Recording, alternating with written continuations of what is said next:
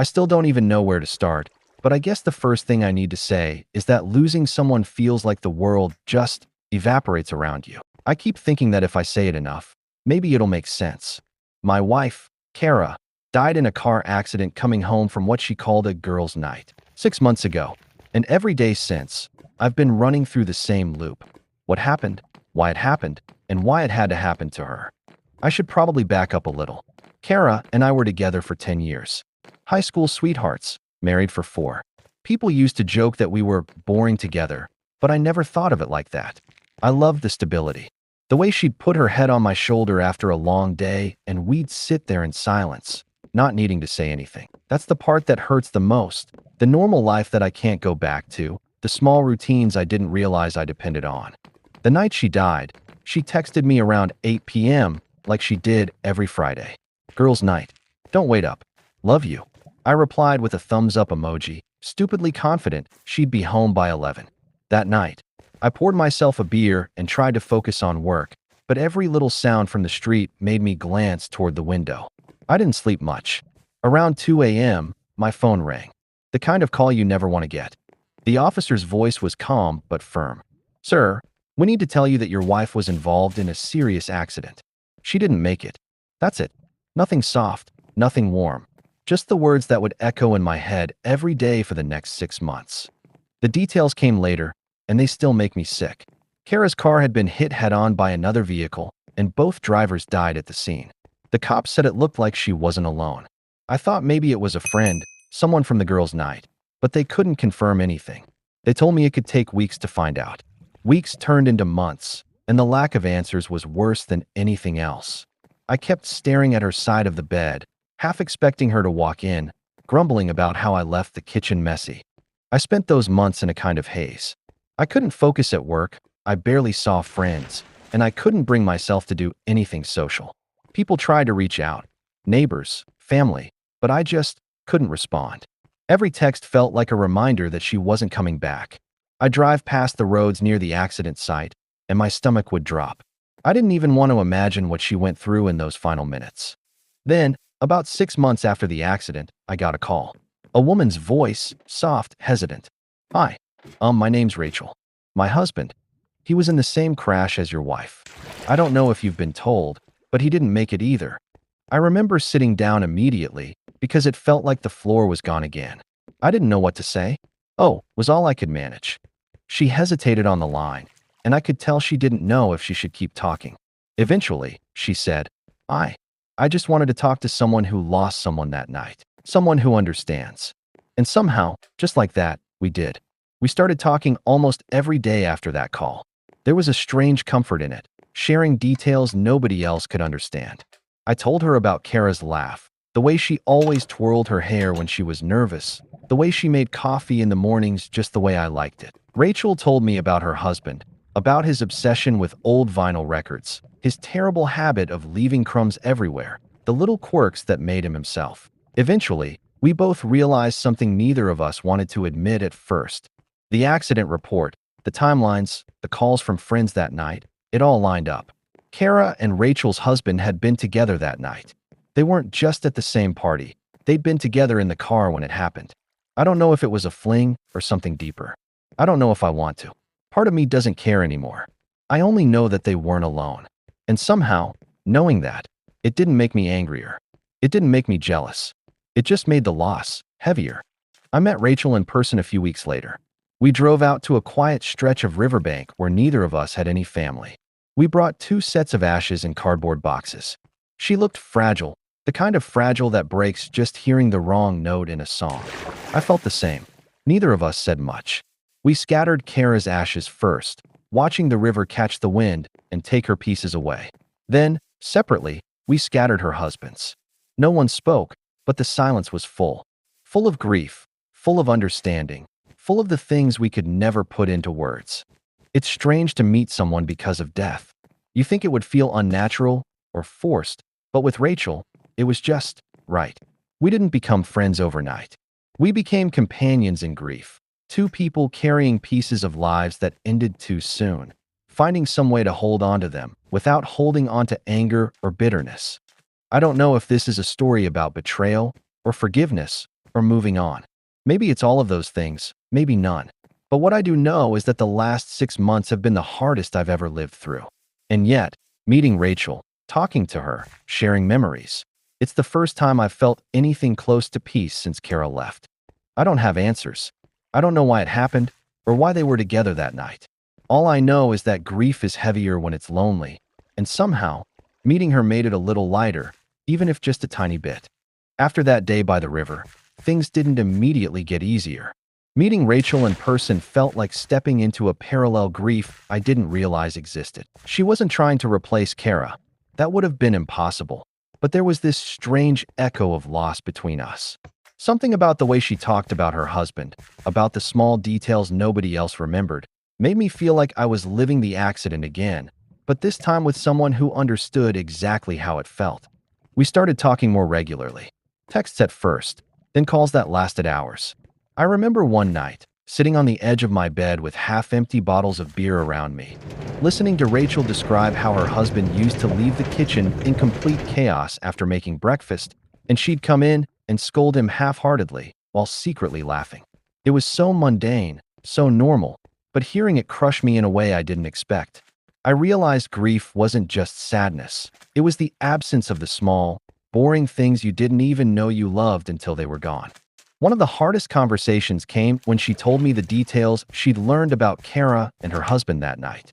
I remember stiffening, gripping the phone like it was the only thing keeping me upright. She said, quietly, they were together. I don't know for how long, but I think they were in the car together when it happened. I swallowed, my throat dry. Yeah, I said. It was all I could manage. Part of me wanted to scream, wanted to ask why, wanted to understand, but another part, I didn't know which, just wanted to let it go. I couldn't hate them any more than I hated fate itself. It wasn't a story about betrayal anymore. It was about people who lived, even briefly, in the same universe as tragedy. We started comparing timelines, piece by piece, over texts and late-night calls. Flighty details at first. What time they left the party, who they'd talked to, what they'd ordered at the bar, but slowly it built a mosaic of that night. The picture wasn't beautiful. It wasn't comforting, but it was real. And that reality, twisted as it was, gave me something I hadn't had in months. Closure that didn't come from police reports or coroner statements, but from memory, from people who had actually been there. Rachel was meticulous. She had photos of the scene, texts from friends, even snippets of the music playlist Kara's husband had been obsessed with. She sent me a few, carefully, without explanation. I remember staring at them for hours. A road disappearing into the night, a car parked at the wrong angle, the faint glow of streetlights reflecting off wet asphalt. Nothing could bring them back. But somehow, seeing it, tracing it, made it feel like the pieces could be understood. That night, I realized grief could be mapped. Not healed, not erased, but understood. We started visiting places they liked. Coffee shops, parks, little stretches of road where they'd go for drives. At first, it felt awkward. I didn't belong there, but I went anyway. Rachel and I didn't speak much, sometimes just walking side by side, each lost in our own thoughts. Other times, we'd talk, swapping stories that felt so ordinary it was shocking. How Kara hated cilantro. How her husband always put on the same jacket no matter the weather. How they both laughed at the same stupid sitcom reruns. The banality of life became a lifeline. Remembering it kept them alive in a way that police reports never could. Then there were nights when I broke down completely. Sitting on the floor of my empty apartment, crying over things that didn't even make sense. How warm Kara's hand felt in mine. The sound of her keys jingling in the hallway. The way she'd hum while cooking. I'd call Rachel, sometimes with nothing to say, and she'd just listen. We didn't need words. Sometimes a long pause, sometimes a shared sigh, and that was enough. We didn't judge each other's grief, didn't compare it. We just existed in it together. It wasn't friendship in the traditional sense. It wasn't romance. It was something stranger, something rarer. Two people who had lived through the same explosion of life and loss, connecting through its aftermath. I caught myself thinking about her in ways that weren't about replacing Kara, but about understanding life in a different dimension, one where tragedy didn't erase love, but made it more complicated, more layered. And yet, every now and then, I'd see a picture of Kara or a message from a mutual friend, and it would all come crashing back. The world would narrow again to the apartment, the bed, the silence. I'd think about that car, the impact, the sound, the impossibility of it. I still don't know exactly why they were together. I don't know if I ever will. But I don't think it matters anymore. What matters is that they existed, they laughed, they lived, and they were taken. And knowing that, in some strange way, allowed me to start living again. Rachel eventually suggested we do something together for them. At first, I resisted. I didn't want to step into anything ceremonious. But she insisted, quietly, gently, without pushing. We owe them that, she said. Even if it's just a little thing. Even if it's messy, they deserve it. I thought about it for days. I couldn't imagine doing it alone, and honestly, I didn't want to. There was something about sharing this grief, something about acknowledging that they weren't just numbers on a police report or faceless names on an obituary, that made me realize I didn't have to be alone anymore. And that was terrifying and comforting all at once. We picked a spot together, a little overlook near the river where the water shimmered under the streetlights, a place Kara had loved, and her husband had too, from what Rachel said. I drove there once, alone, and walked along the bank. I pictured them there, laughing, joking, alive. I thought about the 6 months of silence, the nights of endless thinking, the ways grief had twisted me inside out. And for the first time, I felt a flicker of something I hadn't felt in months. Calm. Not closure, exactly. Not peace. But a hint that maybe, just maybe, the weight could be shared. The day we decided to scatter their ashes was surreal. I remember waking up early, staring at the ceiling for what felt like hours, trying to psych myself up. Part of me wanted to run away, pretend the whole thing was a nightmare I could wake up from. But I couldn't. Rachel called around 9 a.m., her voice calm, steady. I'm outside. We can do this together. I met her in the parking lot near the river overlook. She looked exhausted, like grief had carved out pieces of her face. I couldn't say anything. I just nodded, and we drove together in silence, the boxes in the back seat like heavy suitcases full of loss. When we arrived, the overlook was quiet. Too quiet. Almost like the world itself was holding its breath. There was a gentle wind over the water, the kind that makes the trees whisper. I could feel my chest tightening, my hands shaking. I kept thinking about Kara, the way she laughed, the warmth in her smile, and I had to remind myself she wasn't here. Never again. Rachel set her box down first. Her husband's ashes. She stood over it for a long time, staring at the river, murmuring something I couldn't hear. I waited, feeling like an intruder in a sacred ritual. Eventually, she opened the box, and a light breeze caught the ashes, carrying some of them over the water. Her shoulders slumped, and she whispered, "I love you," almost inaudibly. Then it was my turn. Kara's ashes. I gripped the box like it would somehow reconnect me to her. I stepped closer to the edge, looking down at the water, and for a moment, I saw her face reflected in the sunlight dancing on the river. I took a deep breath and let the ashes go. They scattered with the wind, some pieces landing on the water, some carried away into the trees. I stayed frozen, watching them disappear, feeling the raw, gaping emptiness again. Afterward, we didn't speak for a long time. We just stood there, two people connected by tragedy, staring at a river that now held pieces of our lives in it. Eventually, Rachel said, softly, "It's over." Kind of. I didn't answer. Over wasn't the right word. It didn't feel over. It felt like we were stepping into the aftermath, into the place where grief becomes a quiet companion instead of a screaming hurricane. We drove back in silence, windows down, letting the cool air wash over us. I caught her glancing at me once, a tiny, vulnerable look that said more than words could. I wanted to ask her about everything. The night, the accident, the hows and whys, but I didn't. Some things, I realized, weren't for talking about. Some things just existed, quietly, in the spaces between people who understood. That night, I sat alone again, staring at Kara's side of the bed, now empty in more ways than one.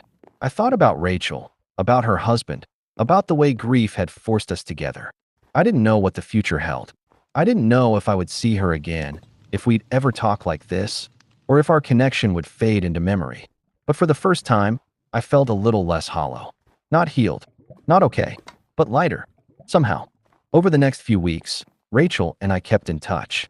We didn't call every day, didn't text constantly, but the occasional message, "Thinking of you today," or "I drove past the river," was enough to remind me that I wasn't alone in this grief. We shared pictures sometimes, small memories, silly things that reminded us of the people we lost. And each time, it was like letting a little light into a room I thought would always be dark.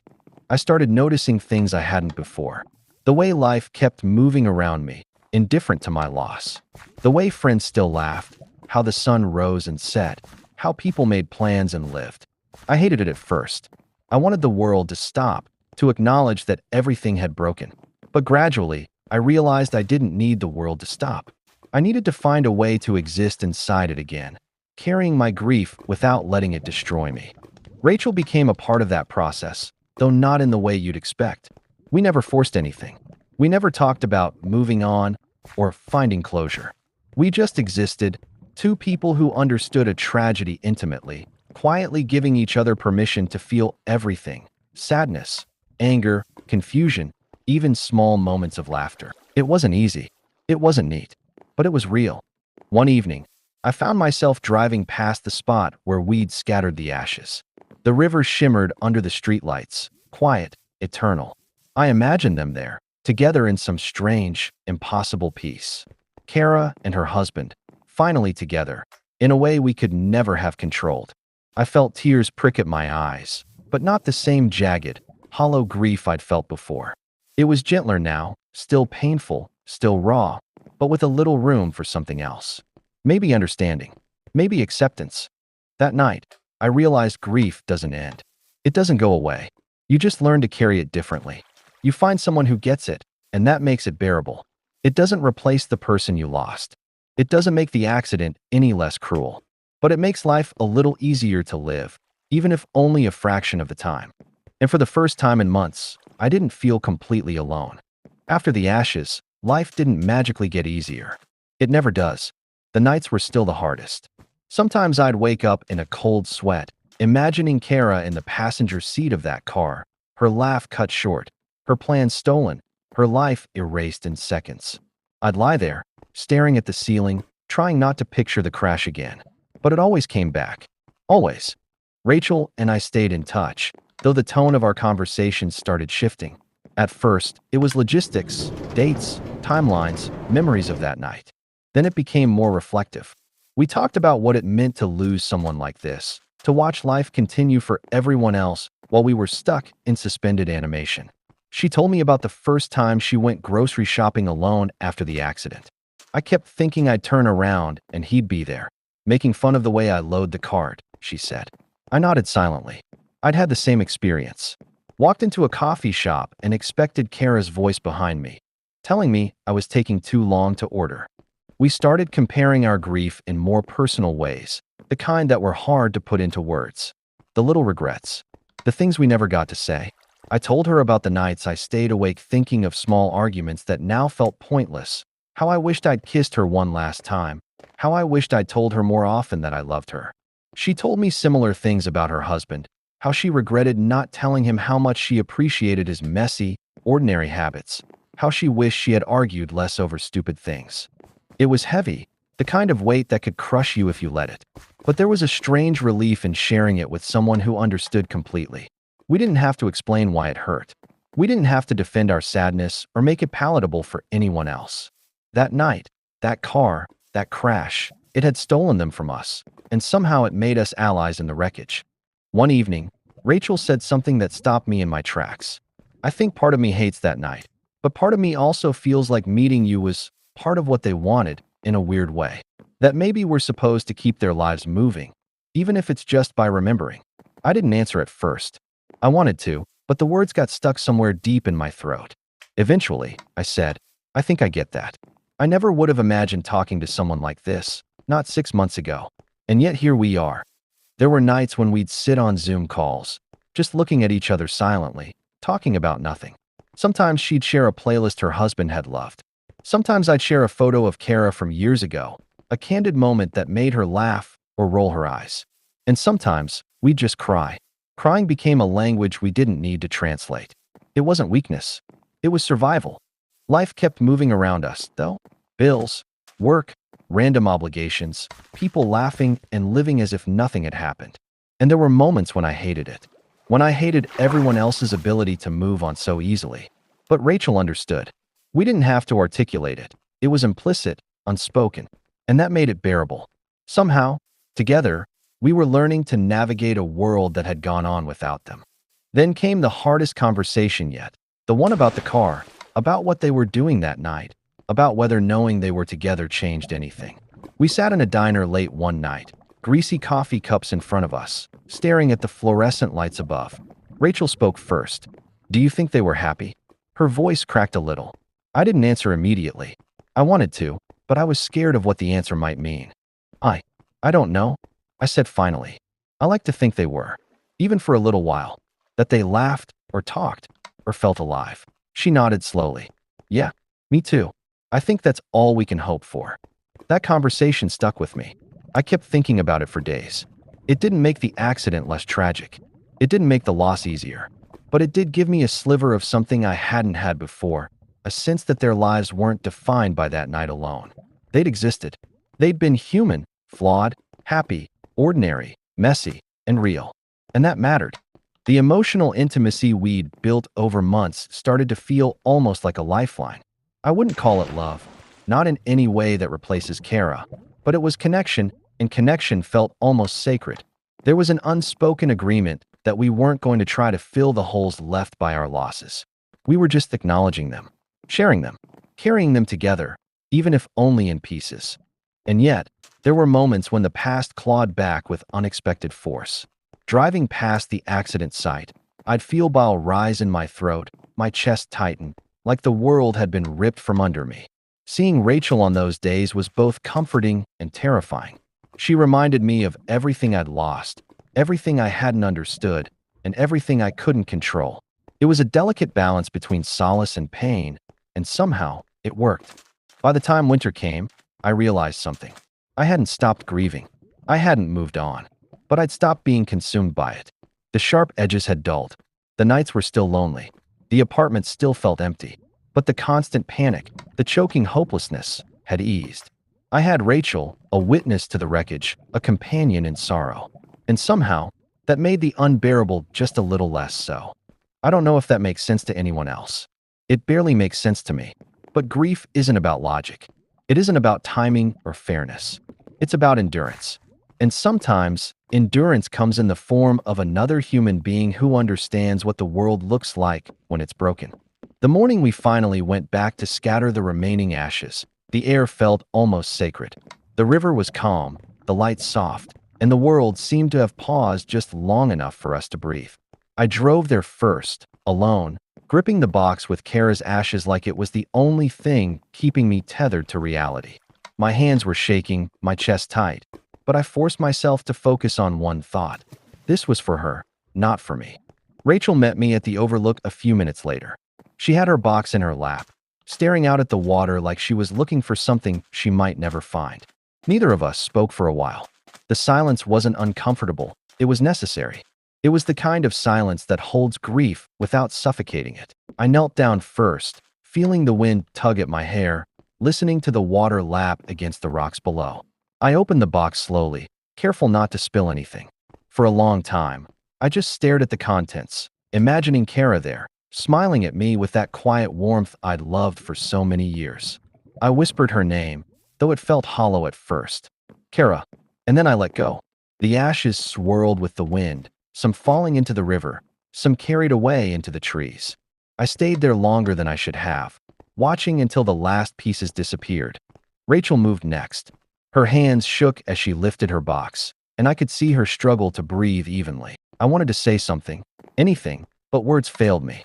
She opened it, and the wind caught the ashes instantly, scattering them over the river. She whispered his name, just barely audible. Alex. Her voice cracked, and I had to look away, because seeing her like that brought tears I couldn't hold back. We didn't talk much after that.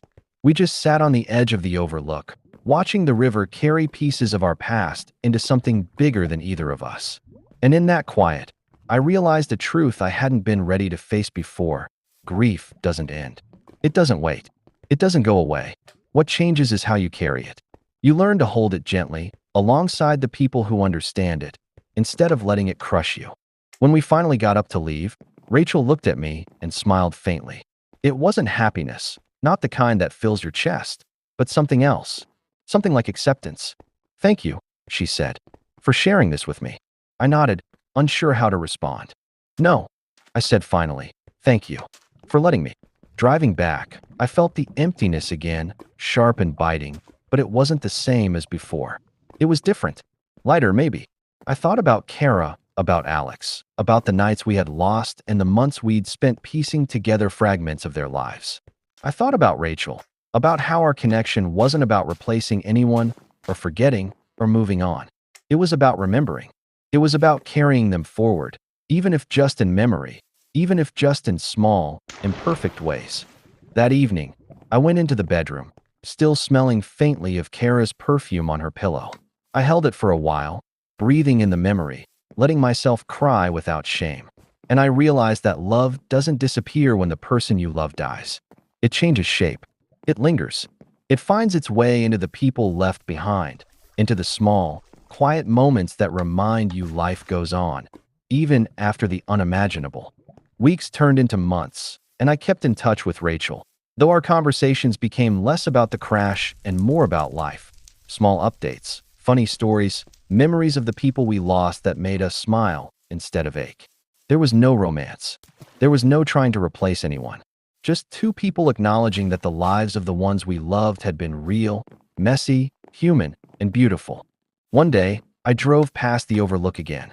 The river was shimmering in the late afternoon sun, and the wind caught leaves that danced on the surface.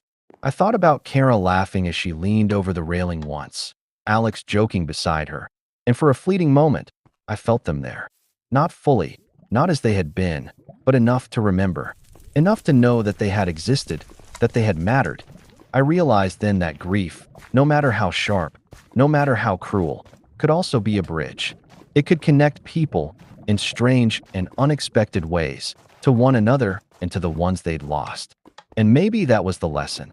Maybe the only thing left after tragedy is the human capacity to carry it forward, to honor it, to let it shape you without letting it destroy you. I still miss Kara every day. I still think about the accident, about the night that changed everything, about what could have been. But I've learned to live with that, to carry it with me, not as a weight, but as a reminder. And somewhere in the quiet, I know Rachel feels the same. We spread their ashes in the same place, separately, and in that act, we didn't just let them go. We kept them alive, not in a way anyone else would understand, not in a way that made sense on paper, but in a way that mattered, quietly, profoundly, eternally. And that, I guess, is all I can say. If you made it all the way to the end, thanks for sticking with me. I really appreciate it. If you enjoyed the story, consider subscribing to the channel and giving the video a like. It helps me share more stories like this. Thanks.